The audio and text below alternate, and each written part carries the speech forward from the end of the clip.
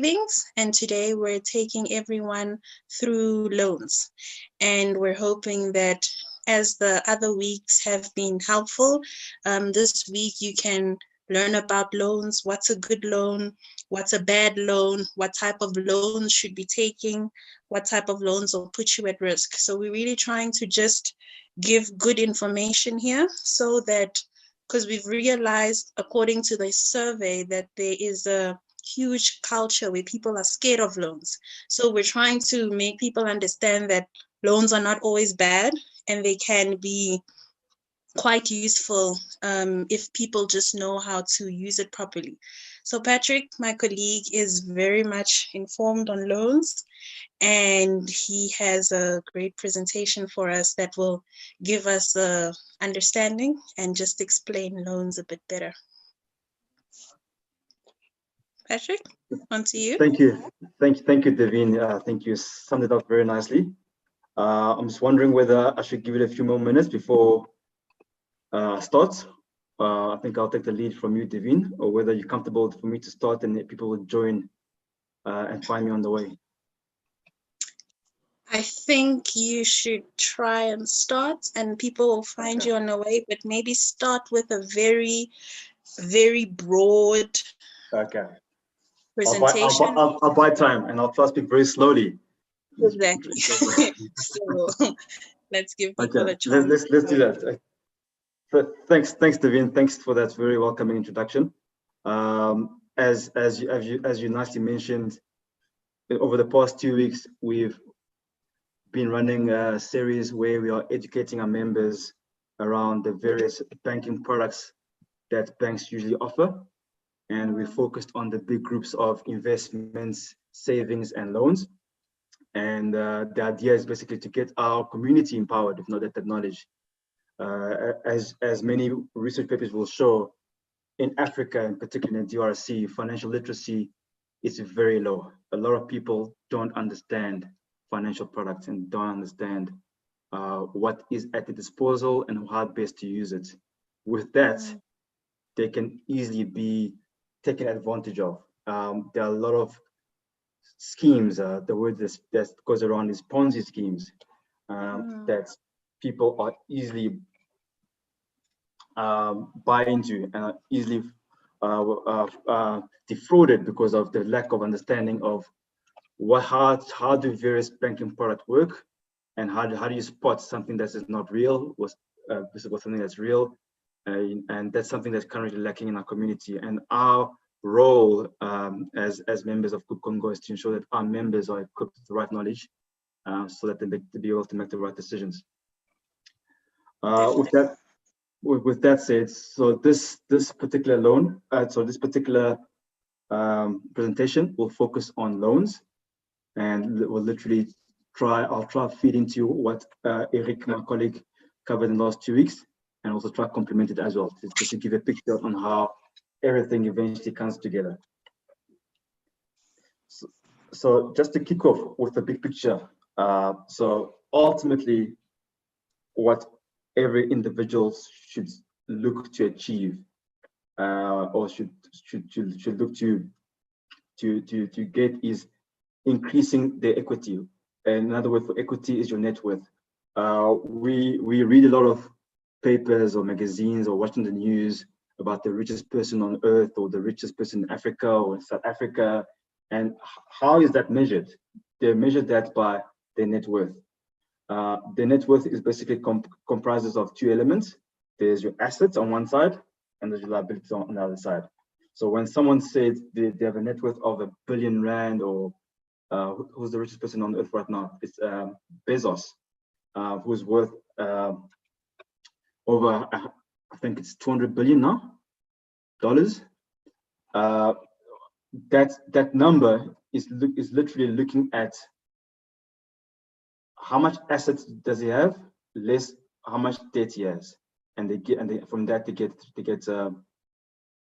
a number in terms of how much the person's worth. So ultimately, our aim is to build net worth, and how do you do that? The goal is by focusing on building your assets, increasing your assets, while at the same time managing your debt.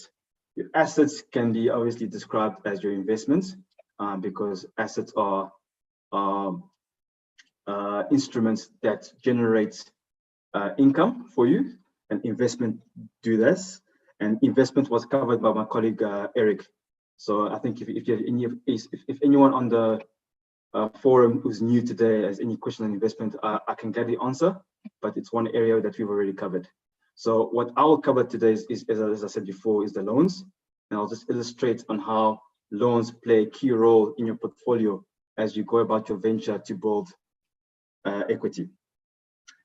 Okay. So I'll start off with the basic definition of a loan.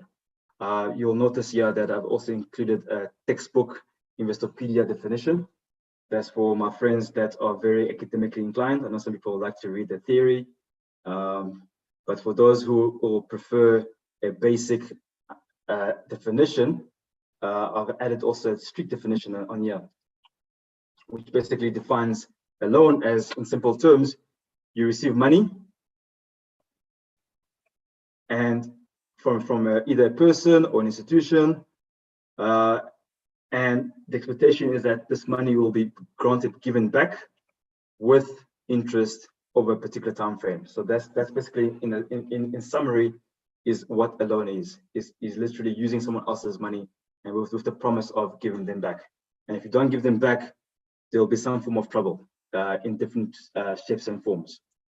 Okay, so with that said, debt, apologies, let me go one back. Okay. Oh, what's going on? Okay. With that said, so debt has various components. Just one page, just jumping across. Just 1 second.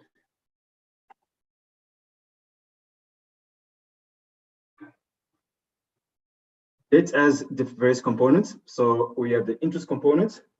I'll hold it here. 1 second.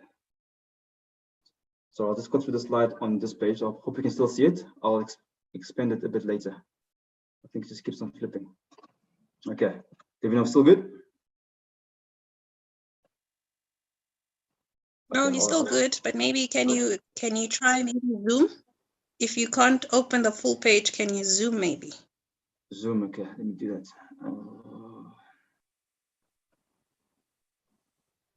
Is that a little better? It is a little better. You just have to slide up and down. Okay, perfect. Yeah. Thank you. So just to cover various components of a loan. So a loan will consist of obviously the capital amount, which is the money that you actually receive from your friend or your family member or the institution, and they'll quote you an interest rate, which an interest rate in layman terms is basically the cost of that loan to you. It's the cost of borrowing the money. That's what interest rate in layman terms means. And that rate can either be fixed or variable. And the basis on which it's fixed or variable really depends. Most institutions offer loans at a fixed rate, but you are able to negotiate a variable rate. And there are pros and cons to either. I think I'm not going to dive into that now, but if anyone has a question on that, I can gladly expand and explain. The second component is obviously some debts as a security or collateral. That basically means you are putting some of your assets as in place in a case whereby should you not be able to repay the loan, that particular asset or good will be taken by the provider of the lender. So that's what a security means. Example will be a house, or it could be a machine that you have that you will put it up for collateral, or it could be any of the goods that are in your house. So there are various types of collateral that can be used. The third component of a loan is obviously the term, which is dictated by the provider, the lender, and that can vary literally from 3 months up until 20 months for your mortgage bonds. Just to give you some examples of the various types of loan based on the securitization and the interest rates. So as part of secure loans, as I mentioned, so secure loans will be loans for which there's some form of mortgage or some form of good that can be taken from you should you not be able to honor your end of your commitments. An example for that will be your home loan and your vehicle finance. What you will notice is that these loans usually quote lower interest rates, basically because of it's lower in risk in nature, in the sense that for the lender, should you not pay him, he'll just take the goods from you. So to the lender, the loan is considered to be less risk, and because it's less risk, they'll charge you a lower interest rate. So those are secured loans. Unsecured loans, or basically anything that is not covered by any goods or assets.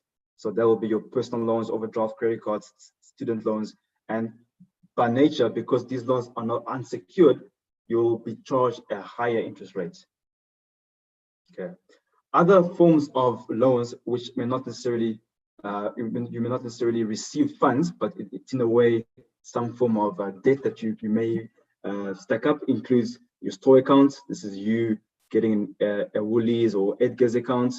It can be medical fees where you undergo some form of medical treatments, but you don't have the cash for it, and then you go into a situation whereby you owe the medical institution some funds and they charge you interest on it. Some form of service agreement. This is where you're locked into a contract.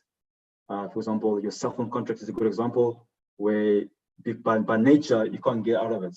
So you're committed to honor over the term of the period of the contract. Should you decide to cancel, they'll ask you to pay off the rest of your contract. So hence it also considers some form of credit, some form of debt, and also municipal accounts. Okay. If I can try expand my page again. Okay, cool. Now, I'm not sure where it does that. Okay. Now, just in terms of debt, as I mentioned in my initial introduction, is an essential part of creating a sustainable wealth plan. Why? Because ultimately you're building your net worth using other people's money. So debt can actually be very good if you use it wisely. So that's why I have here some of the good debts versus some of the bad debts. And it's either good or bad depending on how you intend to use it. So for example, mortgage, education, business ownership, real estate investing. So those by nature, you are actually borrowing to build something for yourself. Education, you're building if you for example, using debts to fund your education, essentially what you're doing is you are funding future streams of income that you'll get through having a job or having the knowledge to create jobs or to build a business. So that essentially is a good debt. Your mortgage, you can be able to have a house, build investment. Business ownership, also a good debt because it allows you to actually build a business. Real estate goes hand in hand with mortgages. So those are the examples of some of the good debt that you can actually have, and that will allow you to create wealth. But some of the bad debts is where you're literally using money to finance your lifestyle. So for instance, you want new clothes and your salary has run out, and now you want to use some cash on your credit card to buy new clothes. That is considered a bad debt. Why? Because buying clothes does not generate income for you. All it does is it puts a hole in your finances, because at some point you will need to cover that debt, and it's not going to bring any benefits to you. So example of bad debts that is included here is credit card, cash advances. Vehicle can be debated because ultimately sometimes you need a vehicle to go to work. So if you are a grad student, first job, and you live in Joburg but you got a job in Pretoria, it's obvious that you'll need to get some form of debt to help you get a vehicle. So that one is included as bad debt, mostly because a vehicle by nature is an asset that doesn't gain value. But you can argue that because you need a vehicle to go to work, it can be considered an instrumental asset. So that's I can put a question mark on vehicles for anyone who has questions on that. And then obviously you have consumer debt, payday loans, which obviously not a good debt. So if you find yourself in a position whereby you have a lot of credit cards or a lot of personal loans, which you're spent on items that did not produce any wealth for you, now you're stuck with a lot of debt, then you should, as quickly as possible, implement strategies to pay off the debt. Some of the common ways of paying off debts is obviously what is known as a snowball method, where what that basically means is, let's say for instance you have 5 balances or 5 credit cards or 2 credit cards, 5 personal loans. What you then do is you settle the lower balance, smallest balance first. Why? Because that actually gives you, it helps you to consolidate your debt, essentially. So instead of having 5, by paying off the smallest first, you're reducing to 4, then 3, and the big one will stay lost. So at least your debt is consolidated. Another method is by focusing on the debt that has the highest interest and paying that off first. So if you have a credit card and personal loan, the credit card is charging you 20%, while personal loan is charging you 15%, then ideally pay off the credit card first so that you're covering all the debt that has a high interest rate, after which you can cover the lower interest rate debts. So those are some of the strategies you can apply if you find yourself in a position whereby you have a lot of bad debt. Just to give you an example of how you can be able to make a good investment using a loan. So my example here relates to a property investment, but the principle can be applied to a business, to a purchase of an asset, of a machine, whatever the case may be. If you consider it an investment, you can apply the same principle. So as an example, so you have here someone that wishes to buy a property that costs R1 million and will produce monthly income of R1,000 per month. The bank is, you meet all the qualification criteria, and the bank is willing to offer you that R1 million for you to buy this property, and they quote you an interest rate of 9%. Now the question is, should you accept this loan from the bank or not? Okay. Obviously, there are many considerations that will come to your decision whether to accept or not. But in terms of the investment decision, whether it's a good investment or not, one thing to consider is whether the expected return on this asset, in this case, this property, will be greater than the cost of borrowing. So I'll explain what I mean by expected returns, which essentially is the rate at which you are earning the income from this property. So just to take you through the example of how you'll compute your expected return on my next page. Devin, I hope you can still see my slides. I can't see you, so I'm just hoping that. No, we're good. We can see you. You're good. Okay. Don't worry. All right. Awesome. Thank you. Okay, so just take you through an example of how you can calculate the expected return. So, for example, if I've given an example that your monthly income is 10,000 over 12 months, so it's about 120,000 per month, sorry, per year. Then obviously, if you're owning a investment property, you will incur some form of cost. I've just added some cost here, just as example. You could have levies, rent and taxes, or any other costs. So let's say your total operating cost for this particular property is 30,000. So your net income on this property for every year will be 90. But one thing you should never forget is tax. I think a lot of people, when they enter into ventures, whether it's business ventures, whether it's property investment, they always seem to forget tax. Tax is here to stay. I mean, you can not pay your tax today, but one day it will catch up to you.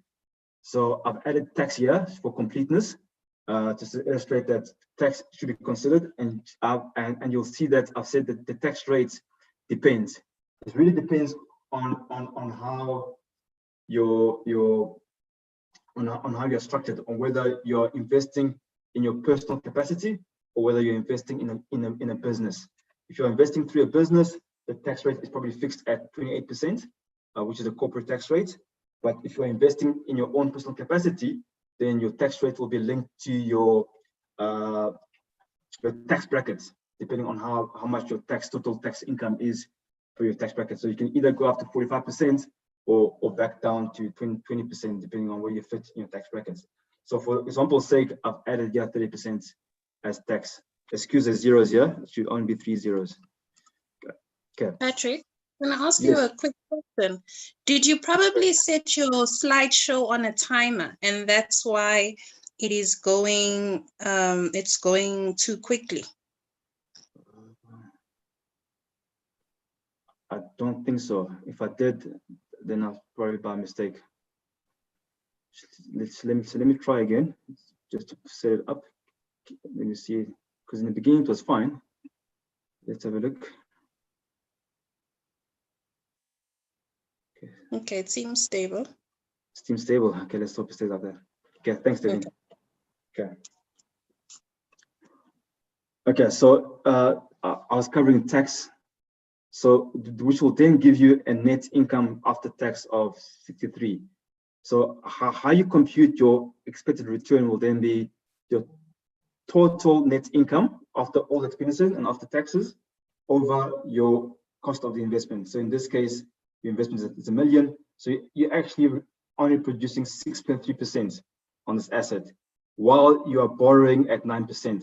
So at face value, the investment may be good, look good, but if you start doing the calculations and the maths, you'll quickly realize that this is not a good investment because you're actually paying more to service the debts and you're getting much less, 6%. So you're actually burning money at a rate of about the difference, which will be about 2.7. So in this particular example, this is not a good investment. And what I've done, next slide here, I've literally just changed the annual income, just for example's sake, but any of the other variables could have changed as well. And in this case, because you have a higher income, then you'll see that you're actually producing a return of 11% on property while you're borrowing money at 9%.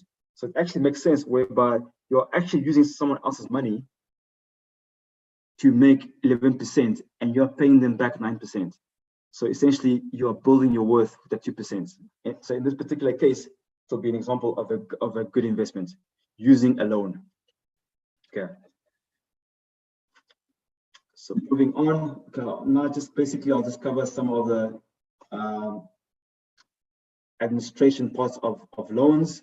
Generally, when you apply for a loan, there's a process that you need to follow, depending on which institution you're applying the loan with. But in summary, the standard way of going about it is you'll fill out a form. The bank will do an assessment. Just so generally, how banks do the assessment is they will send you a form from which you need to complete your summary of your income and expenses. So the objective is to want to see how much surplus cash you have after all your commitments. So that's one thing that they do. Second thing they do is also they do a credit check.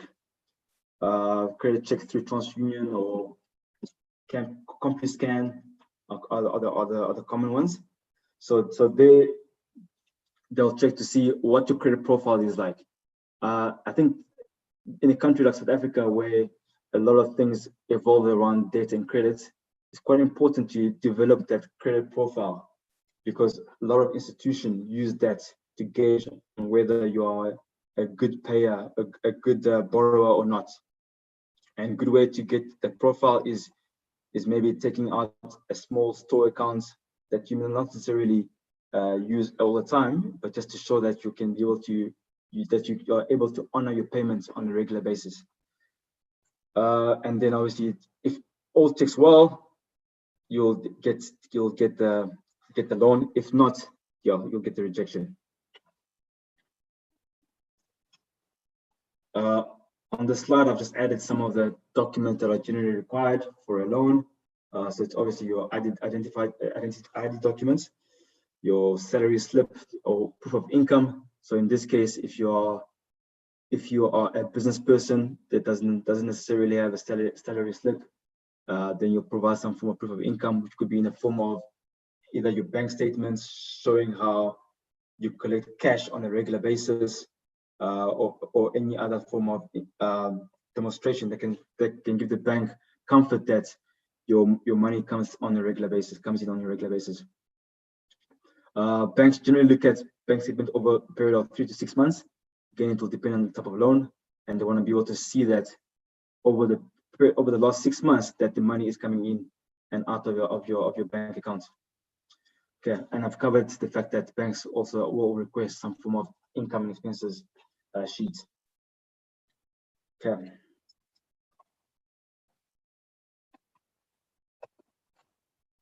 Okay, and what I've added here, just a point for everyone. Should you wish to see your affordability, ABSA has very good calculators on the website, from which you can be able to check whether you're able to afford a loan or not.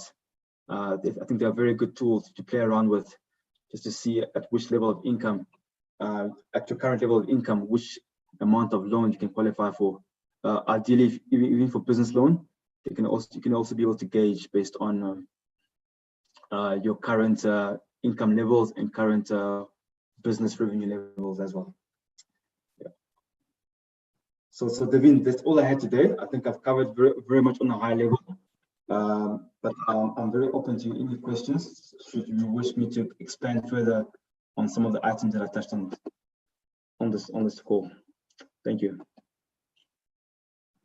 Thank you so much for that. That was really, really informative on a high level, right? And I think maybe for now that might be a good thing, just to get people used to terminology, just to get people used to what we're talking about before we get in depth on a lot of the things. And I think I really liked that you included small details, what documents you need, how can I check if I qualify for a loan, and how much, because it's those things that we take for granted. We all think we can afford R1 million loan, where really you can only afford $500,000, so those are the type of things that we take for granted. I don't know if anyone has questions, and let's maybe go right into that. If you can raise your hand, or if you don't want to, you can just unmute yourself.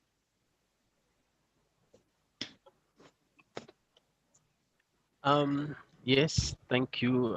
Good evening. Thank you very much, Mr. Ngoy, for the brilliant, short, but very focused presentation. It is appreciated. I just want to know something. Yes. Do we really have to get loans? Because in some places like in Congo, you will find that you want a home transaction, you want to buy a house, which is like $200,000, $300,000, and it will come out of the mattress. So that is just a question. And a second one is, I see you have the ABSA calculators. I don't know if other banks don't have. Probably you can just give us, maybe, I don't know if you banking with ABSA or what. And the third consideration is the affordability test that you need to submit, or sheet that you need to submit to the bank. What if you telling lies on that? If you don't give them the accurate information, what may happen to your loan application? Thank you so much. Okay. Thank you, Mr. Mark, for your questions. Just to answer your first question on whether do you really need the loan? So my answer is yes. As part of your plan to build wealth, I'll tell you why. With cash, you could be the richest person, or have a lot of money in your mattress on hand. All right, but that money can I don't want to use technical words like opportunity cost, but just to explain what I'm trying to say is, you don't want to commit your money in one investment and not have the opportunity to cover other investments. I'll give you an example. So you have money in your mattress, let's say 200,000 US dollars, and there's an opportunity now to buy a house that you always wanted, and you have the money in place to buy the house. So you take your full 200,000 and you put down, you buy your house, and you're happy, and your house is paid off cash. You have no regrets. Then a week later, there's another opportunity for you to invest in a booming business, or invest in another property, or invest in something else that can generate wealth for you. Now you don't have money anymore. All your 200,000 is locked in this property. And for you to now have liquidity to either put as a deposit or to either invest in this new venture, you'd have to sell your house. Now, it wouldn't make sense for you to buy a house one day and sell it the next day. You will actually lose money because of all the transaction costs involved in that. So that is what I mean by opportunity cost. Using loans allows you to leverage off opportunities, in a sense that the same person who has 200,000 on their mattress, wishes to buy a house, they can maybe only take out 30,000 to put as a deposit and use a loan to cover the rest. That will put them in a position whereby they have a remaining 170 for other opportunities. So that is why I support loans as a very key tool, instrument in building of wealth. To answer your second question, I think I was a little biased by adding ABSA. Yes, all the banks do have calculators. I think I just have a soft spot for ABSA due to my affiliation with them. So, but yeah, I think if you go on the different banks' websites, you will find similar calculators as well, and they're very good tools. I mean, I think for every bank that you bank with, they should have a similar calculator on there. And your last question was around around the affordability. What happens if you lie on it? I think that's the reason why the banks actually have you ask for your bank statements, because that'll be their way to vouch what you are saying. And what banks will particularly look at, they will look at contractual payments. So they will look at, first of all, recurring payments. So if I take out your bank statement for 6 months, and every month of the 6, you always pay 1.5 on a particular date, then the bank will be able to tell that this is actually a commitment that you have. So what they will do is, yes, they will receive your form that you completed, but they won't place as much reliance on that as they would rather on the ticking off of the bank statements. So they'll get your bank statements, and then they'll see, okay, of all your costs, which ones are recurring. They'll highlight those ones, and then from that they'll be able to see how much cash you actually have surplus based on the exercise, and then compare it to what you told them. But then they'll put more weight on their own exercise. I hope that covers your questions, Mr. Mark. Thank you very much. 100%. You're welcome. There was a question that came in, but I think you've probably just touched on it, because it says, with regards to income and expense, with regards to the income and expenses form, is it common for people to lie or exaggerate figures in order to qualify, or do the banks actually pick up when people are being dishonest? And I think you really did touch on that, where you said that the bank actually does its research and doesn't take people's word for the information that you give in. Definitely, yeah. I think it's only natural for people to understate the expenses. It's only natural because, for example, in a particular month, you may have gone to, I don't know, to the movies every weekend, and and going to the movies every weekend is not something you always do. So now your bank statement shows movies every weekend, but then you know for yourself that it's not a real expense. I can live without it. So what people tend to do is they'll tend to put in what are their real expenses, maybe like a bit of food, a bit of rent, a bit of water and light, etc., and maybe downplay entertainment parts. But what the bank will then do is, if the entertainment part is consistent over 6 months, then they'll factor that into the assessment.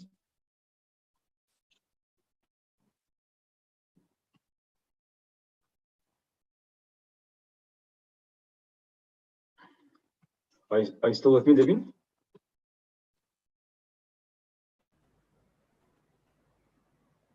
I think I've lost you.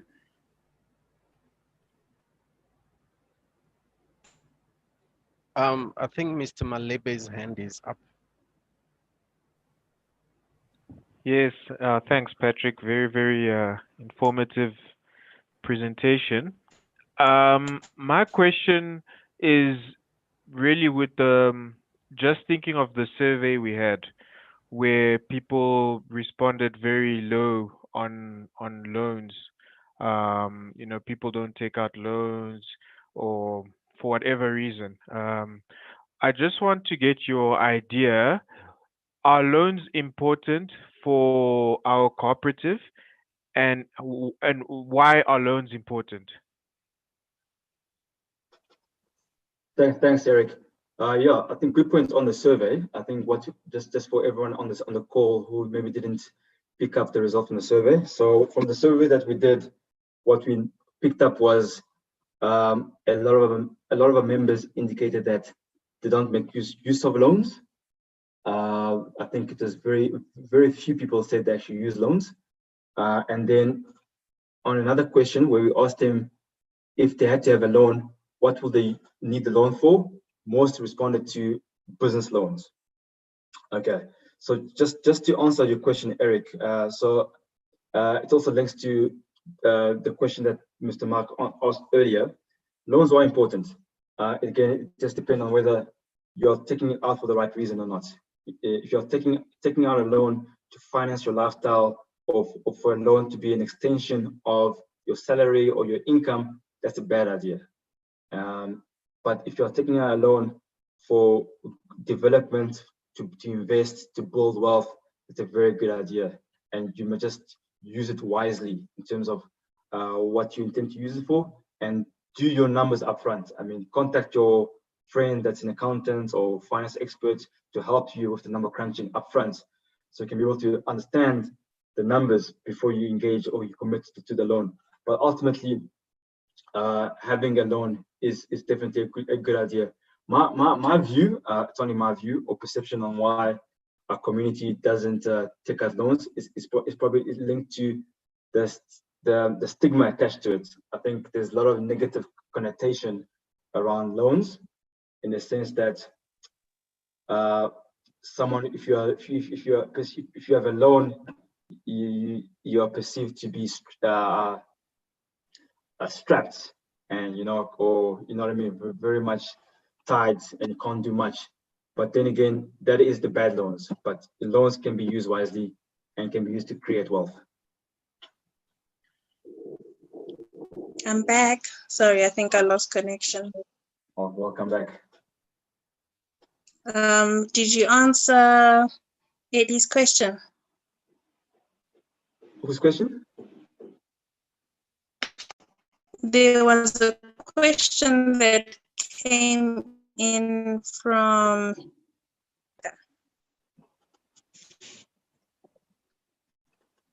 No, I haven't seen it. Would you mind saying the question, I please? think it...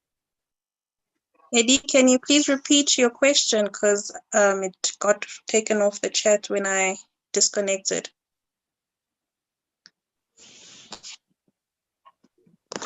My question was, how can we associate what Patrick has just presented now about the loan from the bank, and we've compared to the loan from our cooperative, for example? the complexity of it or the simplicity of it? Thank you. Thank you, Mr. Eddie. Yeah?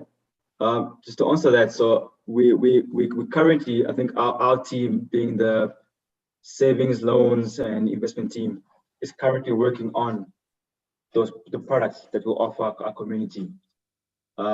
So the intention is to tailor loan products that will obviously well serve our community and also be competitive enough for the existing, to compete against the existing commercial banks. So we will have it once that those products are finalized, and we've also built the different policies around those products. We'll then have another session which will solely focus on the products that we intend on offering our community. And from then we can maybe expand on your question, Mr. Ed, and to show what are the advantages of having a loan through the CoopCongo for our members. I hope that answers you, Mr. Eddie. Yes, thank you.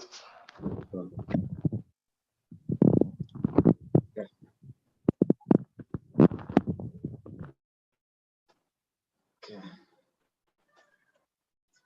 Are there any more questions, Devin? I see you freezing. I'm not sure if you're still with us. Okay, I think you're gone again.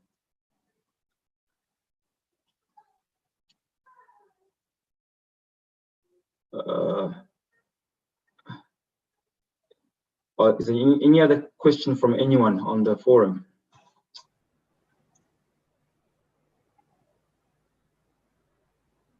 Hi, I have a question. Yes. So I just want to hear from the corporation. Patrick, I think you said that in the community, it's not a common occurrence for us to take out loans. So how, or should I say, what is the corporation's plan to, let's say, change the stigma or change the ideals that we have? Because I know that, for example, within the DRC itself, taking out a loan is difficult because of the interest rate. So you will pay almost triple in interest for just to take out a loan. And so hence everything is done cash because it's easier and it works out cheaper. So what is the cooperatives or the movement's plan, if I can say, on trying to change that narrative and change the stigma? Because unfortunately not everybody will have access to a presentation like this or resources like this, or some do have, but they don't participate. What is, basically. Thanks, Naomi. Thanks, good question. So what we also picked up from the survey, Naomi, was that our community intends on using loans to finance their businesses, which is very positive.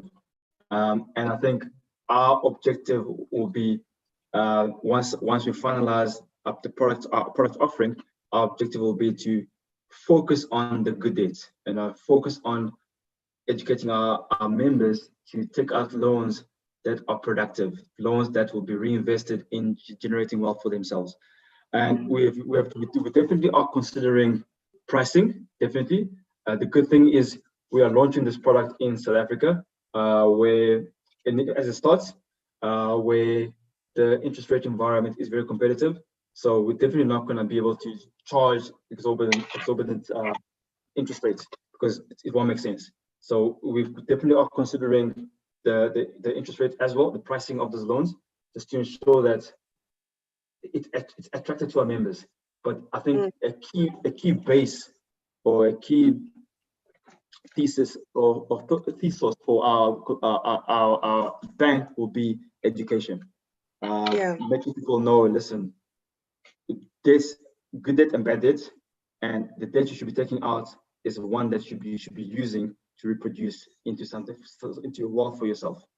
So, so I think the next time we have a meeting around our product offering, once that's finalized, they will maybe explain on that a little bit more, just to make people aware in terms of how we intend to pitch it, market it, etc. Okay, thank you. You're welcome.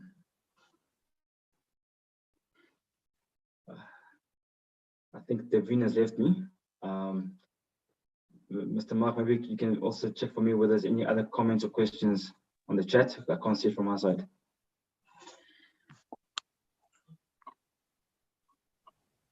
No, there is nothing on the chat.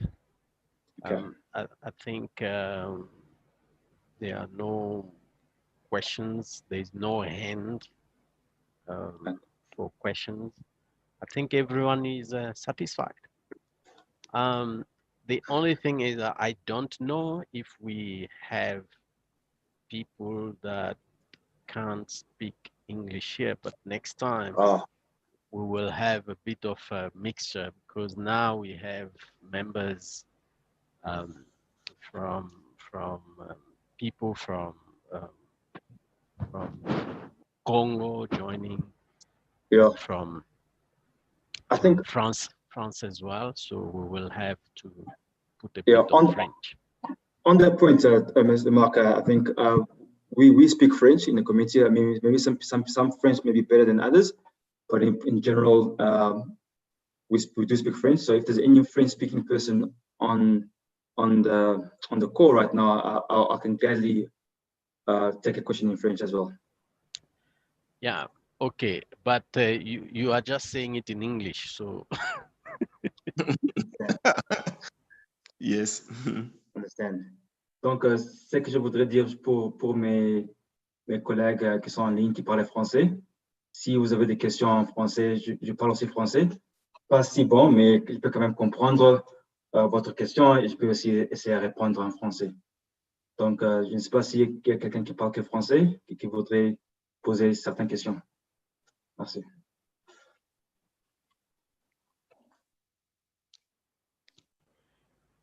Okay, so I think we are good.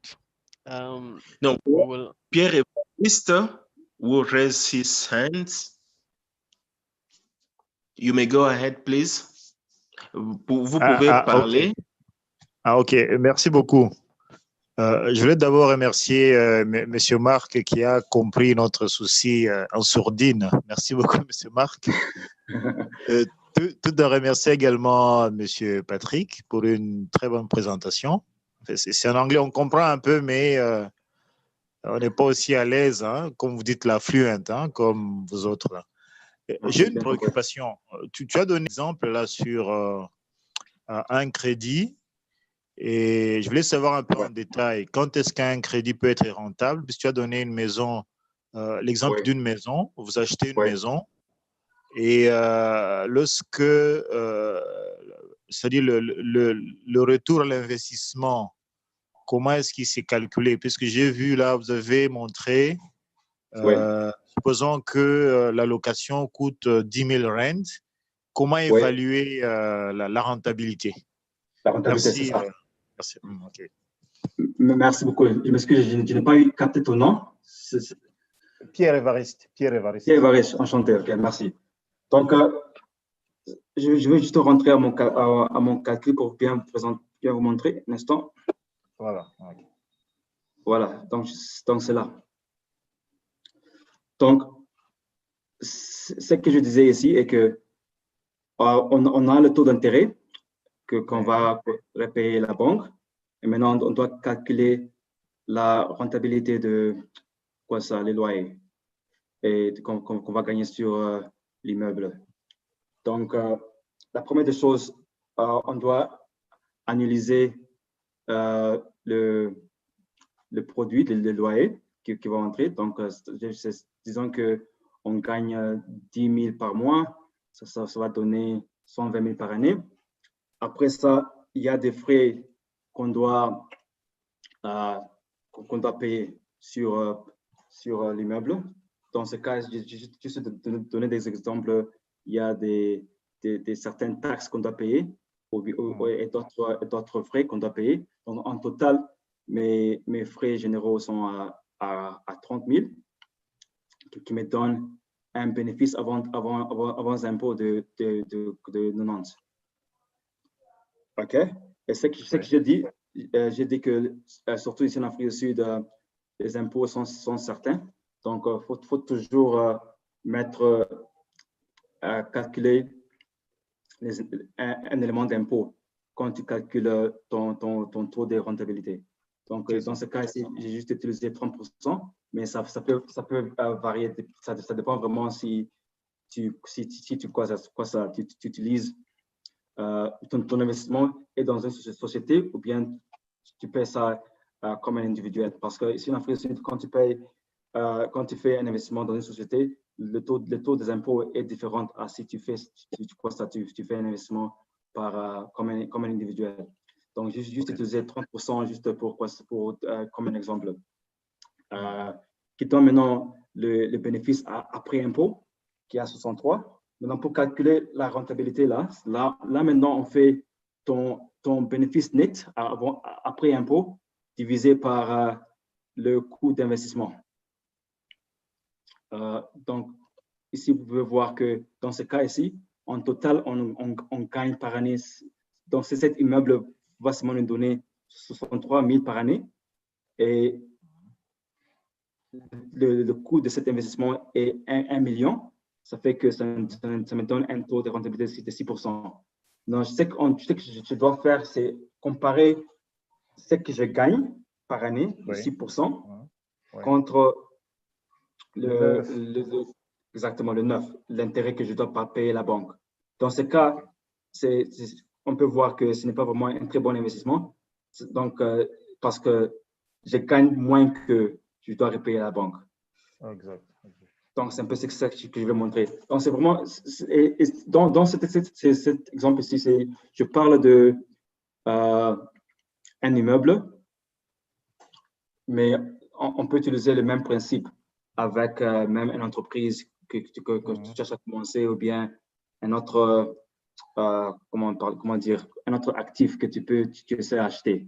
Donc, c'est un peu le même principe. Donc, avant que, si tu veux acheter ça à crédit, bien avec une prêt, c'est vraiment important de faire juste un petit calcul pour voir combien je compte gagner contre combien je dois payer. Et c'est bien de le faire, ce calcul, en utilisant les pourcentages au lieu de le montant, parce que là, ça te donne une bonne idée. Tu peux bien comparer le 6% à d'autres prix de prêts que d'autres banques peuvent te donner aussi.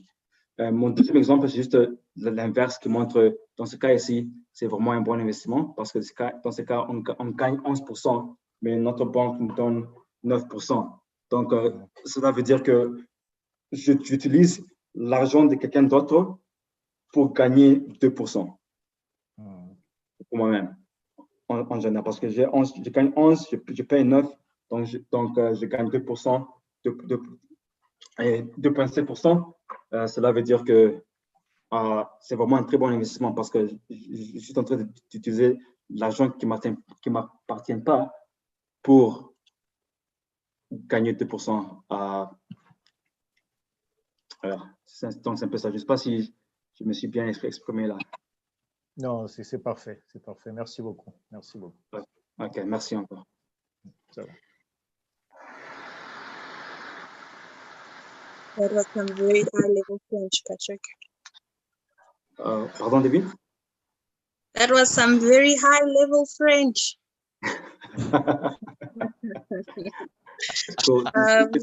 It's called winging it. Winging it. There's like 6 minutes left. I don't know if we can take one more question.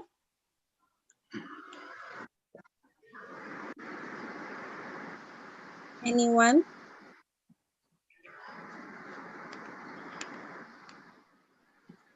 Okay. Okay. Yeah. Maybe Hello, I guys. can just. Yes. Yeah, can you hear me? Yes, we can. Yes, so I'm Valentin and I'm like a new member of CoopCongo. So my question is like out of the subject of today's subject, but I would like Patrick to like introduce me like a short introduction of what is CoopCongo, what is our goal, and you know, because I missed the last sessions. So if you don't mind, that's my question. I don't know if Yeah, Mr. Mark would be the best one to answer that. Yes, I think I'll just come in before I let Mr. Mark just give the bigger overview. If I just to give you just a sense of where myself and Devin, for example, fit in. So we are part of the savings, investment and loans committee within CoopCongo. We are currently working on building the products that will be on offer by the bank. But to give you a bigger sense of the bank and where it come from, where it's going, I think I'll hand over to Mr. Mark, who's the chairperson of the main board. Mr. Mark. Thank you very much, Valentin, for the question. And merci pour la question. And thank you for other members that joined as well who are new. The short answer will be, please try and participate in the sessions that we're doing, especially where we're talking about CoopCongo, because there's a lot to say. Donc, veuillez vraiment participer aux sessions où nous expliquons CoopCongo. Comme ça nous sera un peu plus facile. Okay. Parce que, because talking about CoopCongo is a session on its own. It's like 1 hour or even 4 hours, depending on how much details you want to have. But in a nutshell, donc parler de CoopCongo, ça peut nous prendre 1 heure, tout comme ça peut nous prendre 4 heures. Donc c'est toute une session et nous avons pris du temps à faire des sessions pour les membres. Then you have our channel as an alternative, the channel, the CoopCongo channel on YouTube, yes, where we explain everything.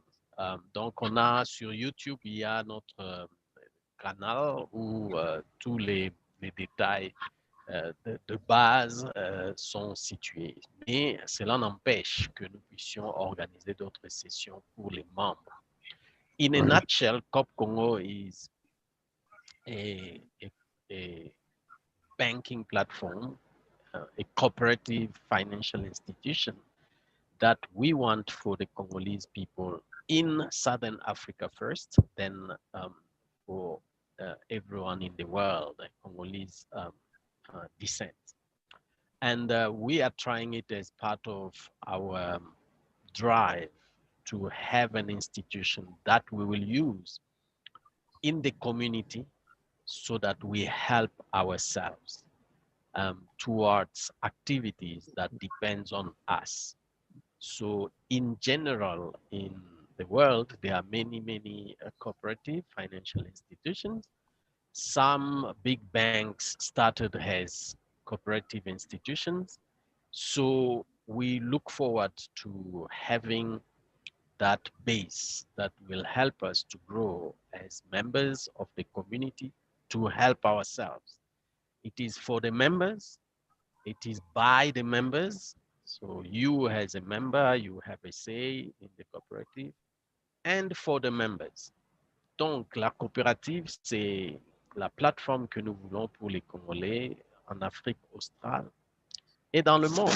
Donc c'est pour nous-mêmes et nous prenons des décisions nous-mêmes et pour que ça nous bénéficie nous-mêmes dans notre épanouissement socio-économique.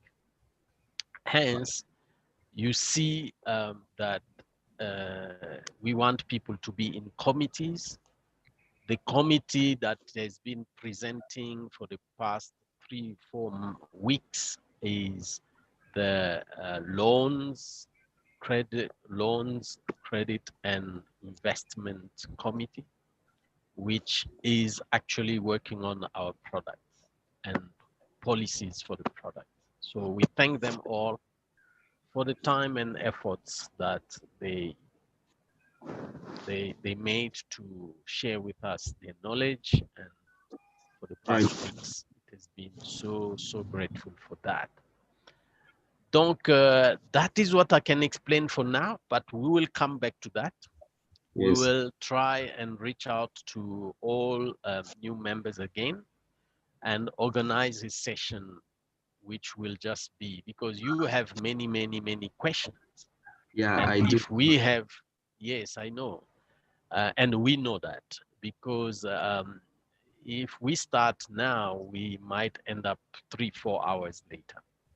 And we will organize a session for all new members where it will just be to respond to that same question that you posed. But we did have other sessions before, probably you missed, but the recordings are on the YouTube. If you have time, you can search.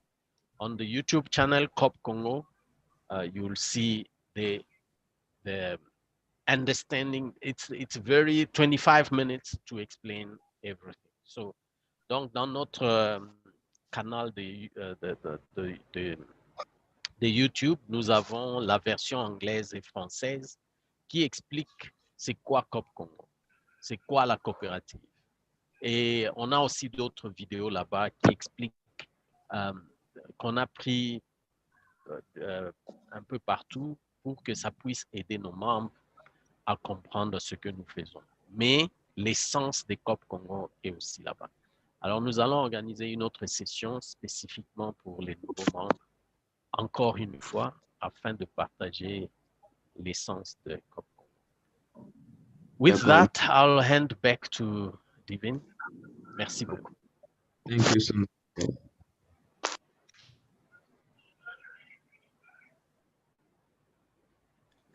You're on mute with the word of the year.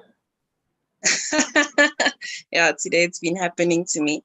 I was saying it's after 8 now, and I'm sure most of us have families to get to. So if you have any last words to just wrap up what you said, or anything that you think should be highlighted. Okay, if you had to put in one sentence, what is the highlight of what you said today? What would you say? The highlight is loans can be good for your wealth development plan. So people should not neglect loans and perceive it to be negative. There are advantages to loans. Everyone uses loans.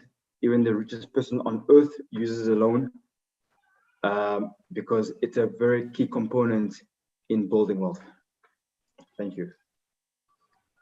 Thanks for that. Really, thank you for your presentation. I know towards the end I was disconnected, but you really did give some good information tonight. So I truly appreciate that.